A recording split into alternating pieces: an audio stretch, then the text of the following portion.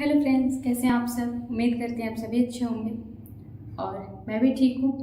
तो चलिए, मैं आप सभी का स्वागत करती हूँ अपने YouTube channel which is Veenu daily blog में। आप सभी को मेरी तरफ से राधे राधे।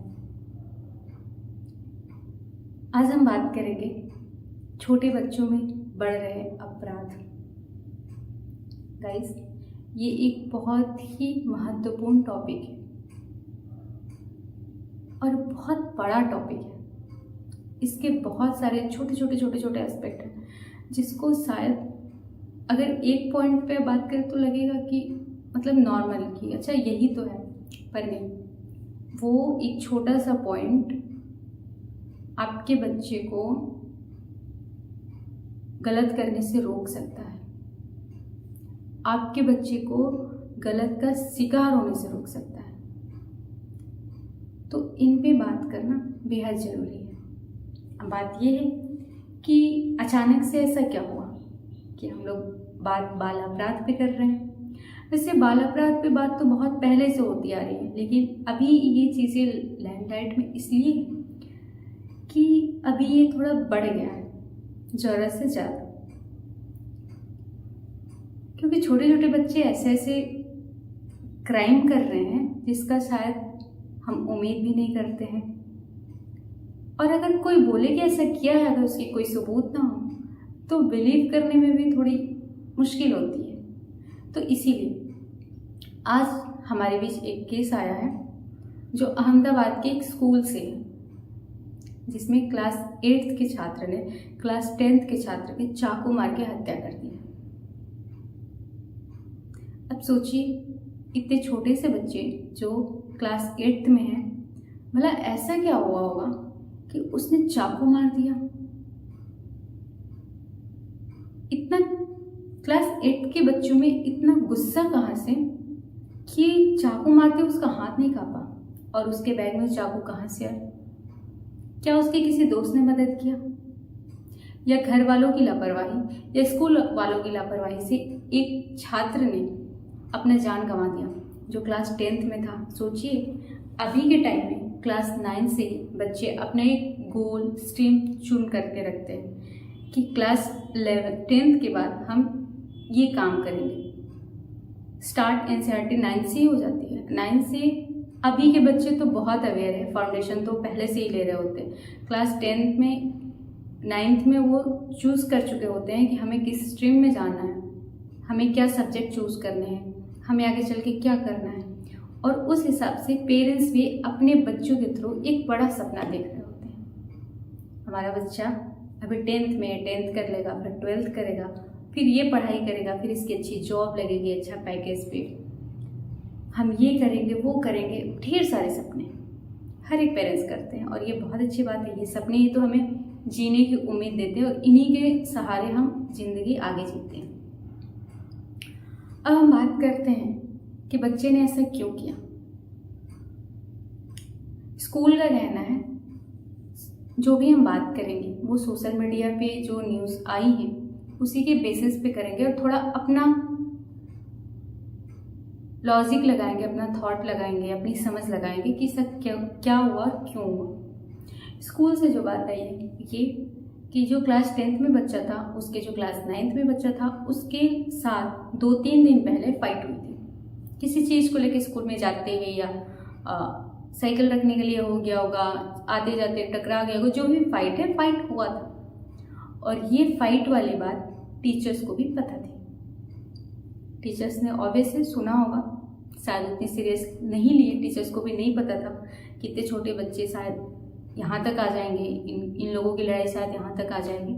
उनको भी यह शौक जरूर लगा होगा, जैसे हमें और आपको। हालांकि अब तो ऐसे केसेस देखने को मिलते हैं, लेकिन फिर भी हम ह्यूमन की आदत है कि जब कोई चीज़ आती है, जब अलार्म करती है, तो कुछ टाइम के लिए हमें वो चीज़ें याद रहती है। हमें लगता है कि नहीं, इस पे काम करना चाहिए, हम बातें करते हैं। और जैसे ही वो चीज़ें धीरे धीरे हमारे आंखों से ओझल होती है, पुरानी होती है, हम वो चीज़ें भूल जाते हैं। फिर से हम अपने कंफर्ट जोन में चले जाते हैं और उस पर कोई एक्शन नहीं लेते या कोई प्रिवेंटिव तरीका नहीं अपनाते, जिसके वजह से अगेन हमें वो चीज़ें घटित हुई दिखती है और फिर हमारे दिमाग में घंटी बजती है कि हमें शायद ऐसा कर लेना चाहिए। अब बात करेंगे कि आजकल बच्चे इतने अग्रेसिव क्यों हो रहे हैं। अगर थोड़ा सा मनोवैज्ञानिक पक्ष देखें तो इसका कारण ऑब्वियसली आपका फैमिली इन्वायरमेंट बहुत मैटर करता है। अगर आपके फैमिली में बहुत लड़ाई झगड़े होते रहते हैं, बहुत आपके घर में कोई ऐसा है जो बहुत अग्रेसिव है, चाहे मदर हुआ, चाहे फादर, दादाजी, बड़े पापा, कोई भी अगर फैमिली में बहुत अग्रेसिव है तो बच्चे पे भी उसका इम्पैक्ट जाता है। दूसरी चीज़ इंटरनेट आपके बच्चे के व्यवहार को इफेक्ट करने वाली सबसे स्ट्रॉन्ग पॉइंट है। आपका बच्चा कितने देर इंटरनेट यूज़ करता है, उस इंटरनेट पे वो क्या ऐसी चीज़ें देख रहा है, कंटिन्यू किस तरीके के चीज़ों को कंज्यूम कर रहा है, ये भी बहुत मैटर करता है। आजकल के बच्चे ज़्यादातर मारधाड़ वाले वेब सीरीज, मूवीज़ ये सब पसंद करते हैं। ऑनलाइन गेमिंग में भी यही सब दिखा रहा है। तो क्या आपका बच्चा ये सारी चीज़ें कंज्यूम कर रहा है? और अगर मनोविज्ञान की बात माने, साइकोलॉजी कहती है कि जो चीज़ें आप खुद ब्रेन को फीड करवाते हैं वैसे आपके थॉट काम करते हैं, क्रिएट होने लगते हैं, और वो जब आपके थॉट प्रोसेस में वो होने लगेगा तो वैसा ही आपकी बिहेव आएगा, आप बिहेवियरली वैसा रिएक्ट करने लगेंगे। अगर आप बहुत अग्रेसिव चीज़ें देख रहे हैं तो स्वाभाविक है कि आपका व्यवहार भी बहुत अग्रेसिव हो जाएगा, और कहीं ना कहीं ये अग्रेसिव व्यवहार इस तरीके से सामने आएगा कि किसी की जान लेते हुए भी आपके हाथ नहीं कांपेंगे, चाहे एज आपकी कितनी भी। तो आजकल के बच्चे इंटरनेट कैसे यूज़ रखते हैं, यही सारी चीज़ें देखते हैं। और एक और ट्रेंड है कूल बनने का। आजकल के बच्चों का जो कूल का, स्मार्ट का जो कॉन्सेप्ट, जो थ्योरी बना के रखे हैं ना, वो इसी टाइप का है। कि दूसरा हो गया। तीसरा parenting, family environment, internet in consumption, आप किस तरीके के मटेरियल कंज्यूम कर रहे हैं। तीसरा हो गया पेरेंटिंग, आप अपने बच्चे को किस तरीके से गाइड कर रहे हैं, किस तरीके आप टाइम दे रहे हैं, आप उससे बात कर रहे हैं। अभी के टाइम में माँ बाप दोनों ही जॉब वाले हो रहे हैं, उनके पास बच्चों को टाइम देने के लिए होता ही नहीं। उनका ये है कि पैसे बहुत हैं, उन्होंने खाना खा लिया, टिफ़िन रख दिया, आदमी लगा दिए कि इसके लिए टिफ़िन रख दो, जो उसकी पसंद का टिफ़िन बन गई। यही सारी चीज़ें सिर्फ पेरेंटिंग नहीं होती। क्या आप अपने बच्चे को टाइम दे रहे हैं? क्या वो स्कूल से आता है तो आप उससे बात करते हैं, आज उसने स्कूल में क्या किया, कितने देर किया, कितने फ्रेंड्स हैं, उसके फ्रेंड के क्या नाम हैं। अगर आपकी किसी से फाइट हुई, क्यों हुई, किस बात पे हुई, टीचर से बात करना। तो ये सारी जो चीज़ें हैं ना, ये एक बच्चे के विकास के लिए बहुत इम्पॉर्टेंट होता है। वही वो टाइम होता है जहाँ अगर आपका बच्चा कुछ गलत भी कर रहा हो, उसको तो नहीं समझ, लेकिन आप शायद समझ जाए। अगर बात करें, आपका ऐसा बॉन्ड है फ्रेंड जोन वाला कि आपका बच्चा हर एक चीज़ शेयर करता हो, वो चीज़ मिसिंग है, जिसका भी इम्पैक्ट बच्चे के बिहेवियर पे, बच्चे के डेवलपमेंट पे और दिमाग के डेवलपमेंट पे पड़ता है। तीसरी, स्कूल की भी इसमें भूमिका होती है, क्योंकि ज़्यादातर बच्चा स्कूल में ही होता है और हर एक व्यवहार उसका खुल के आता है। वो अगर बहुत एग्रेसिव है तो उसके दोस्त के साथ या किसी के साथ फाइट होएगा तो बाहर बात करने को बोलेगा, टीचर से बदतमीजी करेगा, ओबीडियंट नहीं होगा, टीचर जो बोलेगा उसके उल्टा ही करेगा। तो ये सारी चीज़ें बहुत नोटिसेबल होती हैं, और टीचर हर एक स्कूल में एक स्कूल काउंसलर ज़रूर होता है जो इन सब चीज़ों को फाइंड आउट करता है, उस पर वर्क करता है और फैमिली के साथ मिलके करता है। फैमिली को इन्फॉर्म किया जाता है, फिर करता है।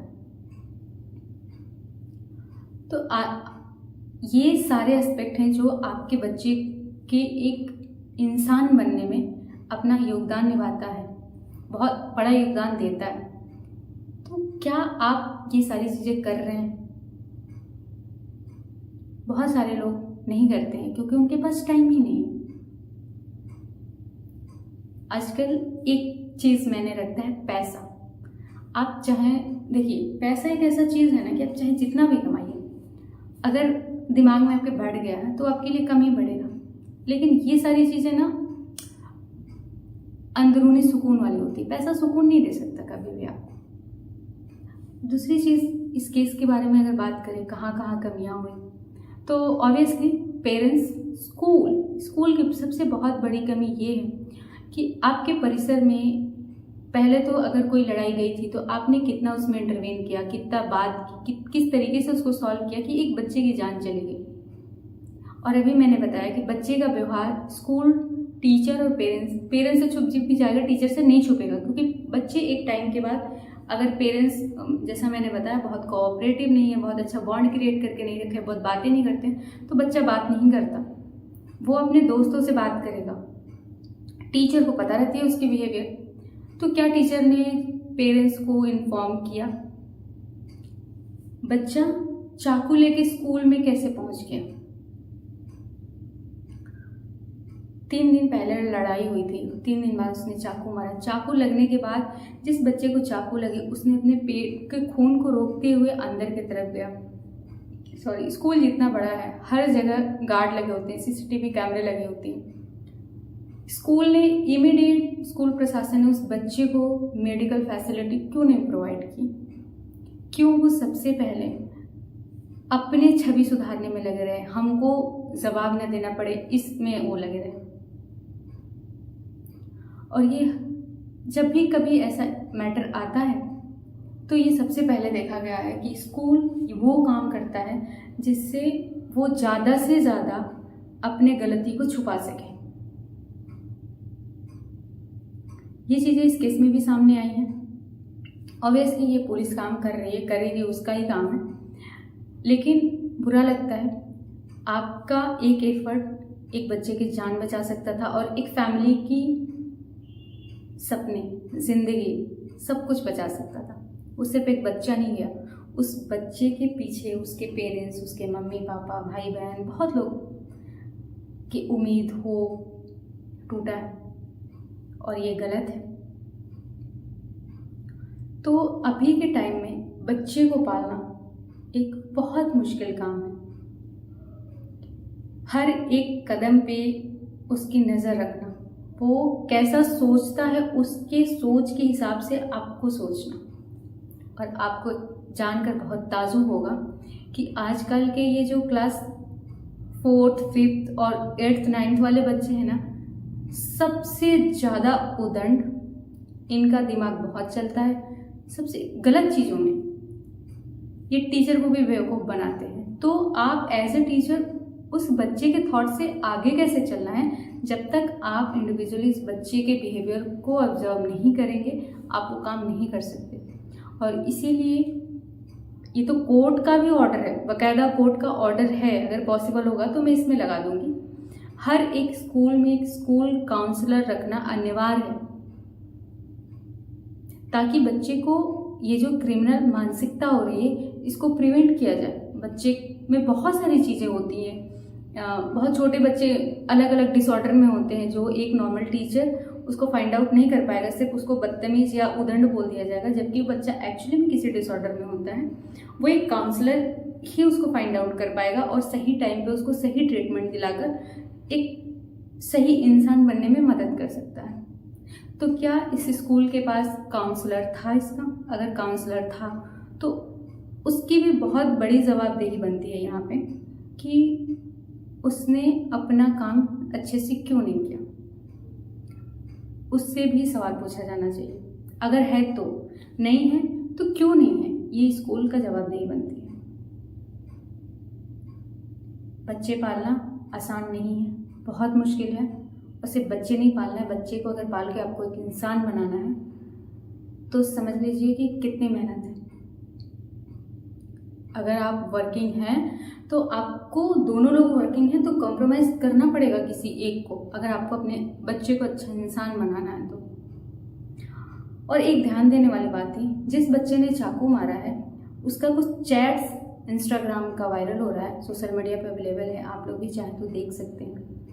वो जिस तरीके से अपने दोस्त से बातें कर रहा है, ये जानते हुए कि जिसको उसने चाकू मारा है वो मर चुका है। मतलब सरप्राइज हो जाएंगे आप सुन के, उसके अंदर इतनी सी भी डर नहीं दिखा कि, या अफसोस नहीं दिखा कि उसने कुछ गलत कर दिया है, किसी की जान ले ली है, उस चैट से बिल्कुल नहीं दिख रहा है। ये बहुत शॉकिंग चीज़ है। आप उसके माइंड को पढ़िए कि वो कितना स्ट्रॉन्ग माइंड के, अगर वो आगे ऐसे ही रहता है तो गलत काम कर सकता है, क्रिमिनल, थोड़ा बच्चा है, वर्ड मेरे को नहीं यूज़ करना चाहिए, लेकिन मैं इस स्टेट ऑफ माइंड को अगर देखें तो बोल सकते हैं कि बहुत ही प्लानिंग के साथ करने वाला क्राइम ही क्रिमिनल बन सकता है अगर इसे ऐसे ही छोड़ दिया गया तो। उसने बोला कि, उसके दोस्त ने बोला कि तूने स्कूल में कुछ किया था। उसने बोला तुझे कैसे पता। उसने बोला कि वो मर गया है, तुझे चाकू नहीं मारनी चाहिए थी, हाथ से कुछ बोल लेता, मार लेता। इसका आंसर था, जिस लड़के ने चाकू मारा, छोड़ना, जो होना था हो गया। आप सोच रहे हैं, इतना छोटा बच्चा किसी इंसान की जान लेने के बाद भी उसके अंदर एक सेकंड के लिए अफसोस नहीं दिखा, और वो बहुत ही काम कूल तरीके से बोल रहा है, छोड़ना, जो होना था वो तो हो गया। तो ये दिखाता है कि ये बच्चा, अगर इसकी हिस्ट्री देखी जाए तो ये बहुत ही इस तरीके की कंटेंट को कंज्यूम किया है जिसमें मार धाड़ ये सारी चीज़ें दिखाई जाती है। मैं भगवान से ये प्रे करूँगी कि जो बच्चा इस दुनिया में नहीं रहा उसकी आत्मा को शांति दे। लेकिन अगर आप एक पेरेंट्स हैं तो आपके लिए ये केस एक आई ओपनर है कि आप अपने बच्चे को कितना उसके कदम से एक कदम आगे जाके उसको समझने की ज़रूरत है।